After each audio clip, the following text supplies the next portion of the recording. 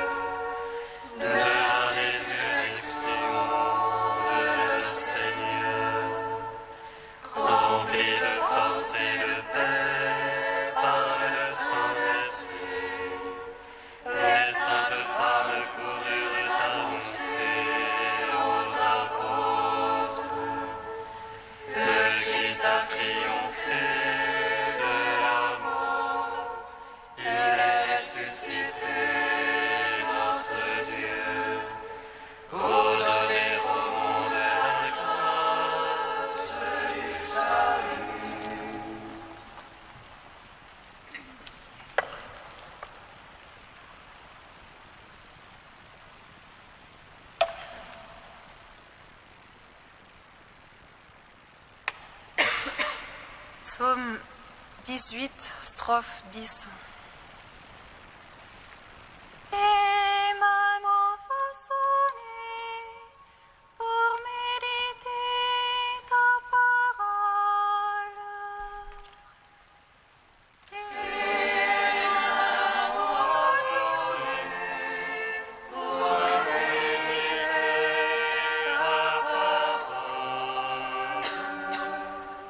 Et ma main feuille fixée, viens m'apprendre tes ordres. Les fidèles me voient avec joie, car j'espère en ta parole. Je sais qu'ils sont justes tes jugement. Que tu m'affliges avec vérité. Que ton amour me soit consolation. Selon ta promesse à ton serviteur. Que m'advienne ta tendresse et je vivrai. Car ta loi fait mes délices. Hôte superbe qui m'accorde le mensonge. Moi je médite sur tes préceptes. Que tes fidèles se tournent vers moi. Ceux qui savent ton témoignage. Que mon cœur soit impeccable en tes volontés. Pas de honte alors pour moi. Gloire au Père, au Fils, au Saint-Esprit. Ô les ciels, amen. Et nous façonner pour mériter ta parole. Psaume 60. Seigneur, n'éloigne pas de moi ton secours. Prends soin de ma défense.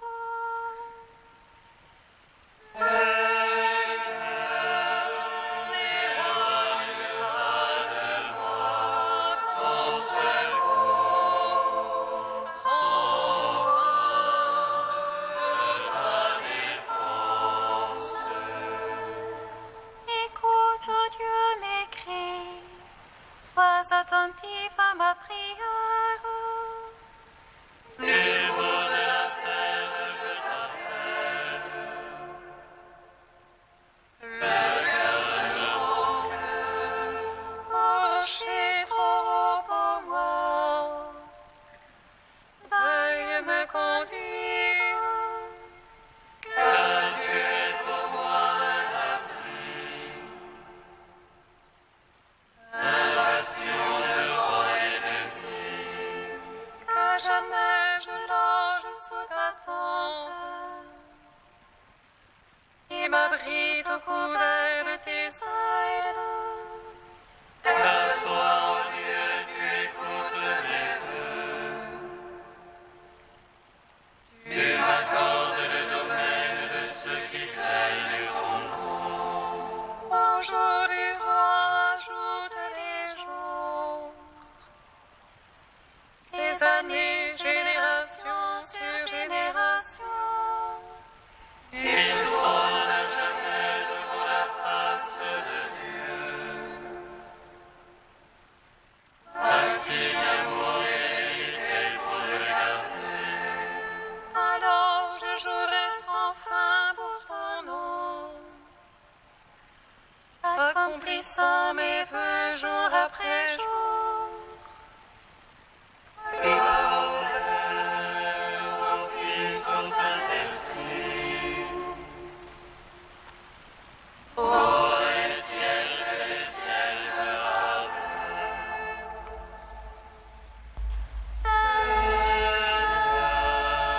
N'éloigne pas de moi ton secours. Prends soin de ma défense. Psaume 63. Écoute, ô Dieu, ma plainte, contre la peur de l'ennemi, garde ma vie. À la bande des méchants, cache-moi, à la meute de ceux qui font le mal. Ils aiguisent leur langue comme une épée, ils ajustent leurs flèches parole amère.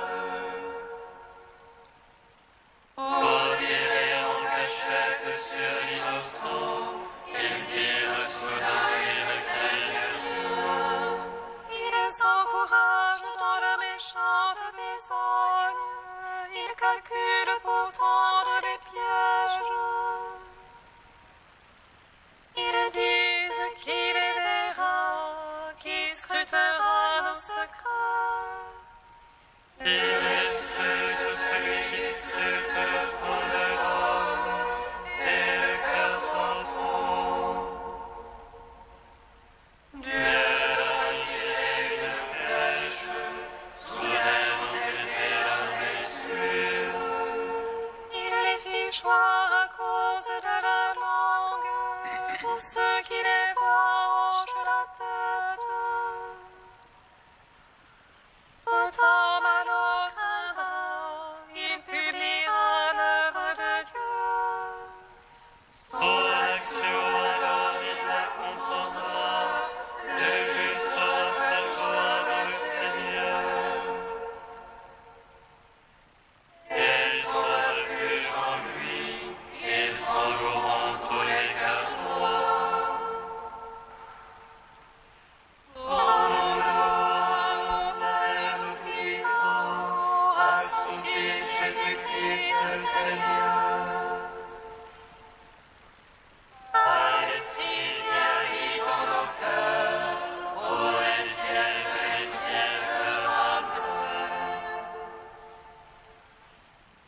Amen.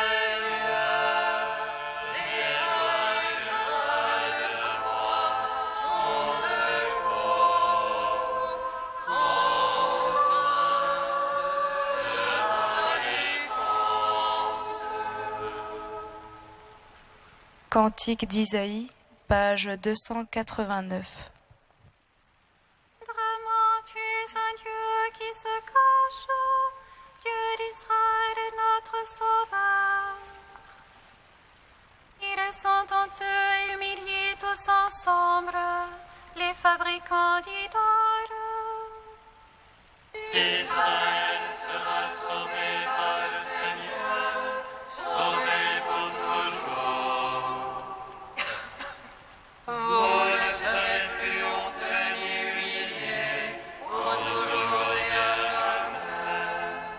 Car le Seigneur, le Créateur des cieux, c'est lui qui a modelé la terre. Il ne l'a pas créée vide, mais il l'a fondée pour qu'on y vive. Je suis le Seigneur, il n'y en a pas d'autre. Je n'ai pas parlé en secret. Je n'ai pas dit à la race de Jacob, cherchez-moi dans le chaos. Je suis le Seigneur qui proclame la justice, qui annonce des choses vraies. Tournez-vous vers moi et vous serez sauvés, tous les confins de la terre. J'en fais le serment par moi-même, car ce qui sort de ma bouche est vérité. C'est une parole irrévocable, devant moi tout genou fléchira. Par moi toute langue en fera le serment, en Dieu seul la victoire et la force.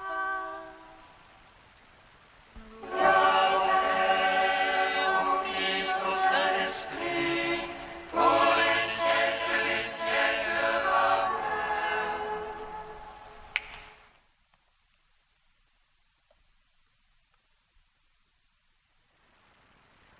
Du Père Thomas Philippe, fidélité au Saint-Esprit. La lecture de la vie de Jésus dans l'Évangile, de tous ceux qui l'ont précédé dans l'Ancien Testament, des apôtres dans les Actes, des saints de tout pays, de toute époque, nous aide à avoir un sens très sûr de l'Église, un certain sens de la communauté qui est en affinité avec le sens de l'Esprit Saint. Ce sens de l'Église et de l'Esprit Saint nous aidera à discerner très facilement si une inspiration vient bien de l'Esprit Saint ou si elle vient de notre moi ou du milieu dans lequel nous nous trouvons. Ce qui caractérise les vrais prophètes, c'est qu'ils ne sont pas du tout des autodidactes. Ils sont toujours choisis pour être au service du peuple. Ils peuvent avoir une très forte personnalité, mais ils ne cherchent pas à dire quelque chose de nouveau. Ils se rattachent tout naturellement à ce qui a été dit avant eux. Quand on regarde de près les paroles du Magnificat de la Sainte Vierge, elle qui est la reine des prophètes, on voit qu'elle reprend humblement les paroles qui ont déjà été dites dans l'Ancien Testament, mais qui prennent alors un sens tout nouveau. Jésus lui-même a aimé se référer à l'Écriture, à s'insérer dans la tradition qui existait avant lui. Il a voulu par là nous donner un moyen très sûr pour être fidèle au Saint-Esprit. L'individualiste n'est jamais très fidèle au Saint-Esprit.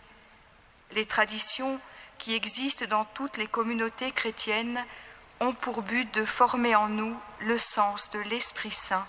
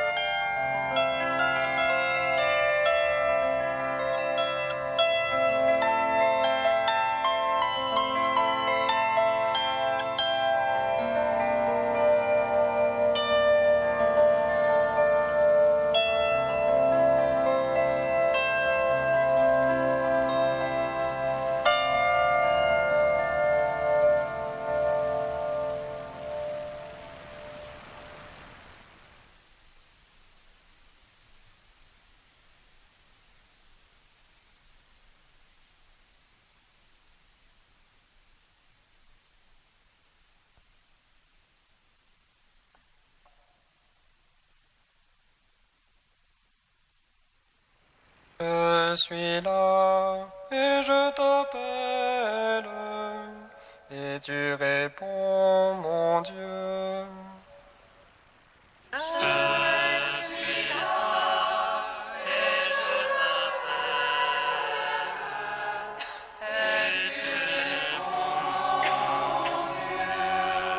L'ange dit, je te donnerai une descendance tellement nombreuse qu'il sera impossible de la compter.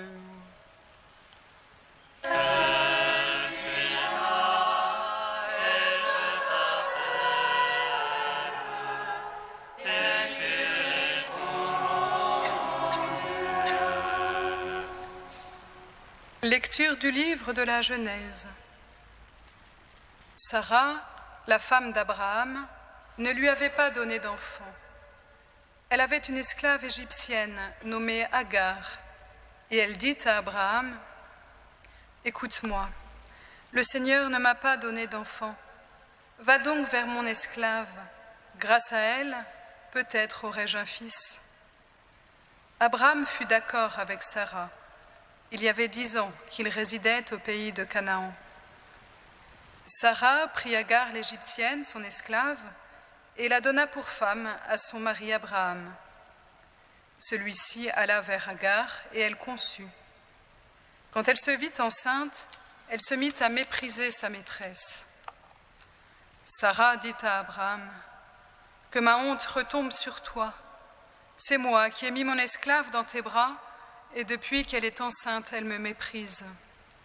Que le Seigneur soit juge entre toi et moi. » Abraham lui répondit, « Ton esclave t'appartient. Agis avec elle comme tu voudras. » Sarah maltraita tellement Agar que celle-ci prit la fuite.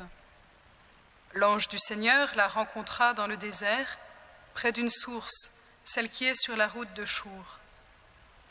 L'ange lui dit : « Agar, esclave de Sarah, d'où viens-tu et où vas-tu » Elle répondit : « Je fuis ma maîtresse Sarah. » L'ange lui dit : « Retourne chez ta maîtresse, humilie-toi devant elle. » Il ajouta : « Je te donnerai une descendance tellement nombreuse qu'il sera impossible de la compter. » Il lui dit encore : « Tu es enceinte, tu vas enfanter un fils et tu lui donneras le nom d'Ismaël, c'est-à-dire Dieu entend, car le Seigneur a été attentif à ton humiliation.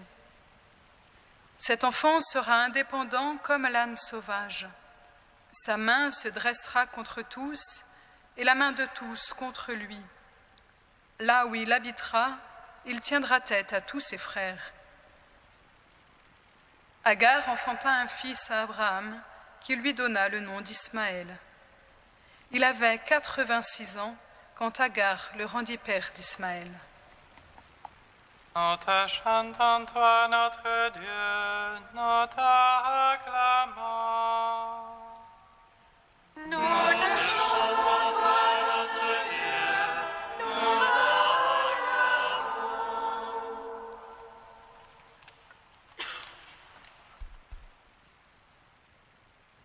Père de la foi. Abraham l'est aussi bien pour les musulmans, pour qui il est l'homme de la foi monothéiste, pour les Juifs, pour qui il est l'homme de la racine, du peuple et de la terre, et pour les chrétiens, pour qui il est l'homme de la promesse. Il est une grande figure où tous se reconnaissent et où demeurera toujours un appel à la fraternité. Musulmans, Juifs et chrétiens ont Abraham pour père, mais ont-ils la même mère ? Agar est, comme nous le lisons aujourd'hui, mère d'Israël que les musulmans reconnaissent pour ancêtre. Sarah, elle ne le sait pas encore, va être mère d'Isaac, et les Juifs la reconnaissent comme la mère de leur race. Les chrétiens, eux, étant issus des Juifs, accordent plutôt leur préférence à Sarah, mais ils ne la considèrent pas comme la mère de la foi. Puisque nous connaissons plutôt mieux Sarah, penchons-nous aujourd'hui sur Agar. Qui est-elle ? Agar est une étrangère, une Égyptienne, la propre fille de Pharaon, dit le Midrash, et c'est une servante. Elle doit être jeune et semble être seule. Et voilà l'esclave de Sarah, brusquement promue au-dessus de sa maîtresse. Là où Sarah la maîtresse, Sarah la belle, Sarah la riche échoue, Agar l'esclave, Agar l'étrangère, Agar la dernière triomphe. Elle réussit à donner un enfant à Abraham et d'une certaine manière supplante sa maîtresse. Ce qui est en haut, Dieu l'abaissera, ce qui est en bas, Dieu l'élèvera. Cette affirmation est constante dans la Bible et Agar en constitue une ébauche, mais seulement une ébauche. Jacob le second supplante Ésaü l'aîné, Joseph vendu comme esclave devient le maître de l'Égypte et le seigneur de ses frères, David le plus petit est choisi pour être roi, mais aussi Marie, servante du Seigneur, devient mère du Messie et chante le Magnificat pour en arriver à Jésus, vaincu, bafoué, mort sur la croix, qui devient le vivant, le ressuscité. Pour en arriver là, à cette affirmation que le serviteur souffrant peut devenir sauveur, que le mort peut devenir le vivant, il aura fallu toute une longue éducation de l'impossible, tout un long cheminement de Dieu, apprenant aux hommes que le haut peut devenir bas, que l'ombre peut devenir lumière. Le début de ce grand retournement se trouve dans le récit d'Agar. Elle n'en est pourtant qu'une ébauche. Elle, la petite, est devenue grande, mais peut-être parce qu'elle a voulu en tirer gloire elle-même, elle va rester un peu en marge. Et comme à son tour, Sarah était devenue la méprisée, c'est elle qui sera l'aube véritable du message décisif de la Bible. Ce qui est perdu est sauvé, ce qui est mort peut vivre.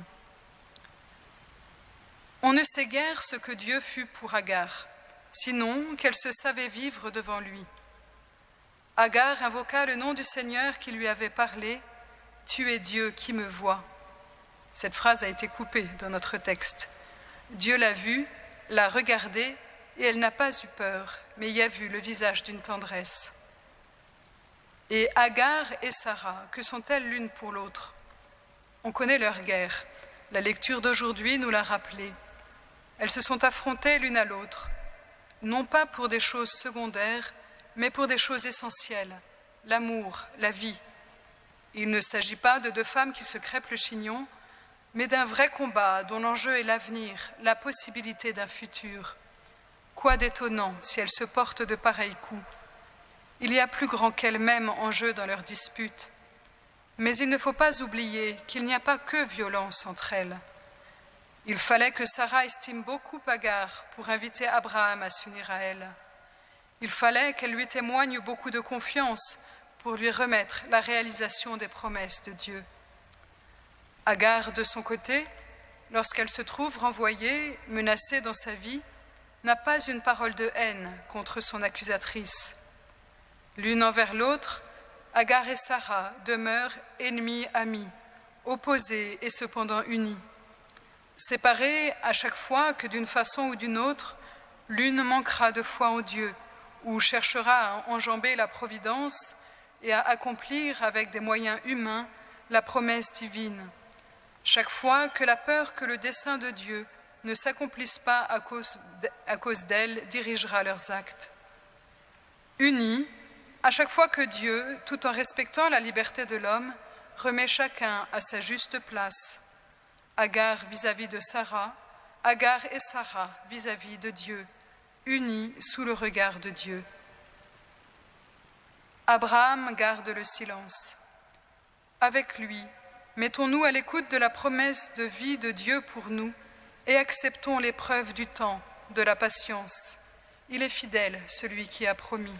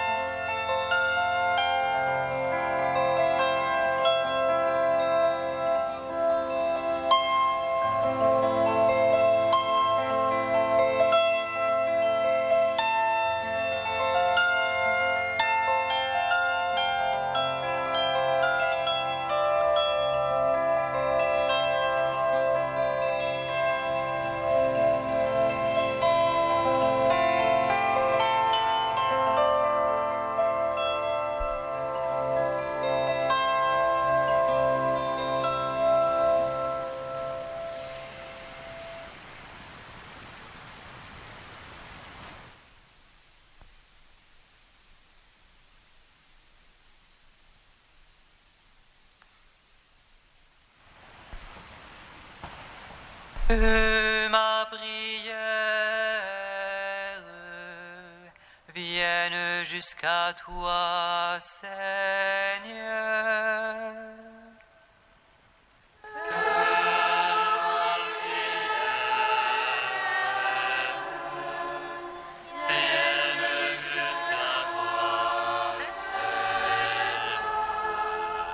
Seigneur, nous te prions pour tous les hommes dans la détresse. Toi, notre Sauveur, donne-leur de se tourner vers toi.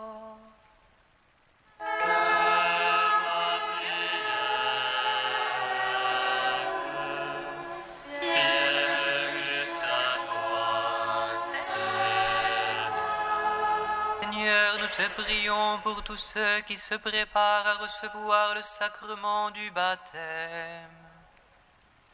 Toi, notre Sauveur, donne-leur le don de la foi.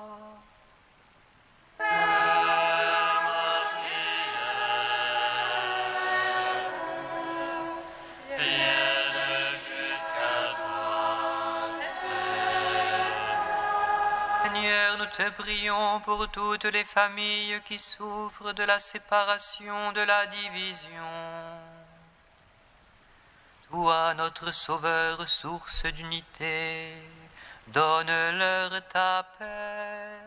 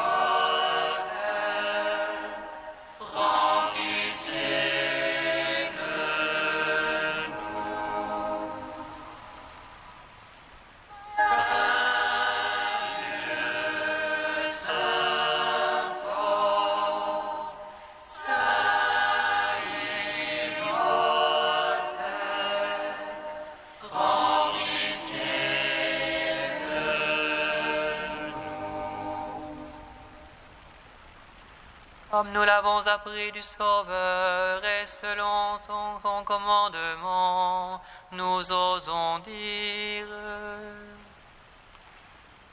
Notre Père, qui es aux cieux, que ton nom soit sanctifié, que ton